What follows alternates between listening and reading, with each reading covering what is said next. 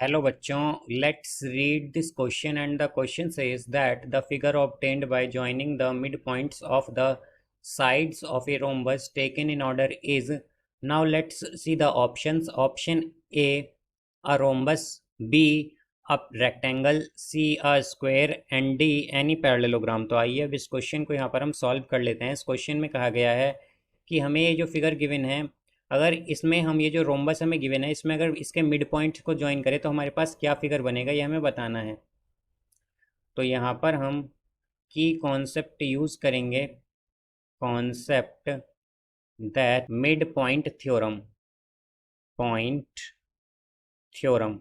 तो इस थ्योरम के अकॉर्डिंग हमारे पास क्या होता है कि अगर हमारे पास एक ट्रायंगल हो इस तरह से, यहाँ पर ये हमारे पास क्या है, एक ट्रायंगल है, इसे हम मान लेते हैं ए बी सी। अब इसमें हमारे पास ए बी का मिड पॉइंट है पी और बी सी का मिड पॉइंट है क्यू। तो हमारे पास अगर हम पी क्यू को ज्वाइन करें इस तरह से, तो जो पी क्यू है वो पैरेलल होगी किसके, बी सी के, और पी क्यू जो है वो इक्वल होगी हाफ ऑफ बी सी के। ये आता है मिड पॉइंट थ्योरम से।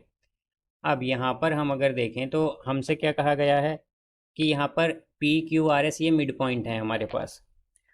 अब यहाँ पर हम अगर ट्रायंगल ए बी सी लें, in triangle A B C, तो ए बी सी में हम अगर देखें तो हमारे पास जो पी आर क्यू हैं ये मिड पॉइंट हैं ए बी और बी सी के। और अगर हम देखें तो अगर ये मिड पॉइंट हैं ए बी और बी सी के, तो ये किसके पैरेलल हो जाएंगे, यहाँ पर ए सी के।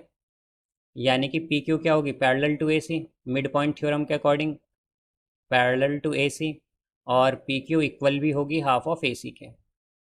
ये आ गया हमारे पास। इसी तरह अब अगर हम ट्रायंगल डी ए सी में देखें, इन ट्रायंगल डी ए सी, तो डी ए सी में हमारे पास अगर यहाँ पर एस और आर मिड पॉइंट हैं, तो हम देख सकते हैं कि एस आर जो है वो पैरेलल होगी एक तो ए सी के, S R parallel to A C, और एस आर इक्वल होगी हाफ ऑफ ए सी के।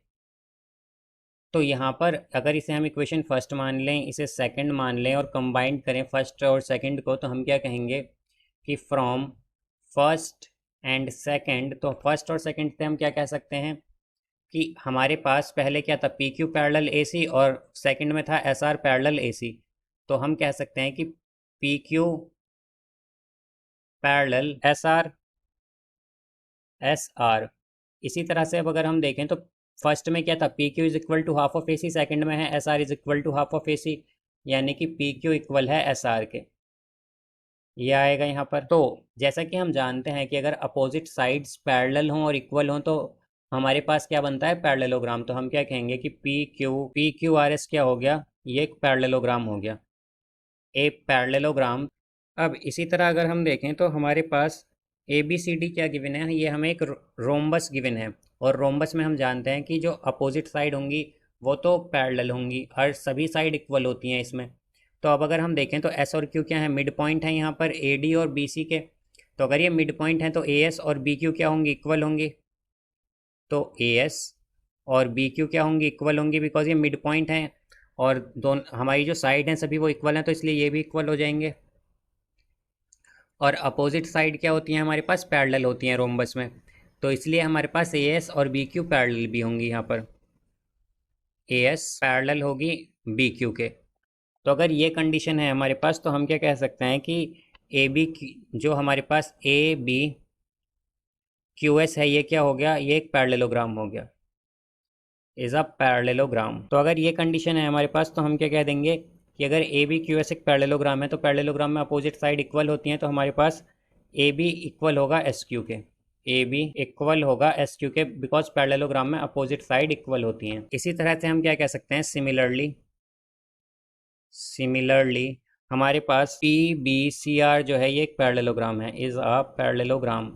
तो अगर ये एक पैरेललोग्राम है तो हमारे पास बी सी इक्वल होगा पी आर के, बिकॉज ये अपोजिट साइड्स हैं और अपोजिट साइड क्या होती हैं, इक्वल होती हैं पैरेललोग्राम में। और जैसा कि हम जानते हैं कि ये जो अब हमारे पास रोम्बस है इसमें सभी साइड इक्वल हैं, तो हम क्या कहेंगे कि बी सी इक्वल होगी ए बी के, बी सी इक्वल होगी ए बी के। यहाँ पर हमारे पास B C is equal to A B, because ये क्या है, साइड ऑफ रोम्बस हैं।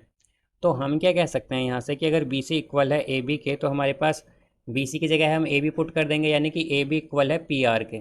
अब यहाँ से अगर हम देखें तो ए बी इक्वल आया था एस क्यू के, तो यानी कि एस क्यू इक्वल हो गई है पी आर के। तो अगर एस क्यू इक्वल है पी आर के, तो हम देख सकते हैं कि एस क्यू और पी आर क्या है यहाँ पर, ये हमारे पास डायगनल्स होंगी basically P Q R S जो पैरेललोग्राम है इसकी। तो हम क्या कह सकते हैं कि डायगनल्स इक्वल आ गई यहाँ पर, और हम जानते हैं कि अगर पैरेललोग्राम की डायगनल्स इक्वल होती हैं तो वो एक रेक्टेंगल है। तो हम क्या कहेंगे, since diagonals diagonals of parallelogram P Q R S is equal therefore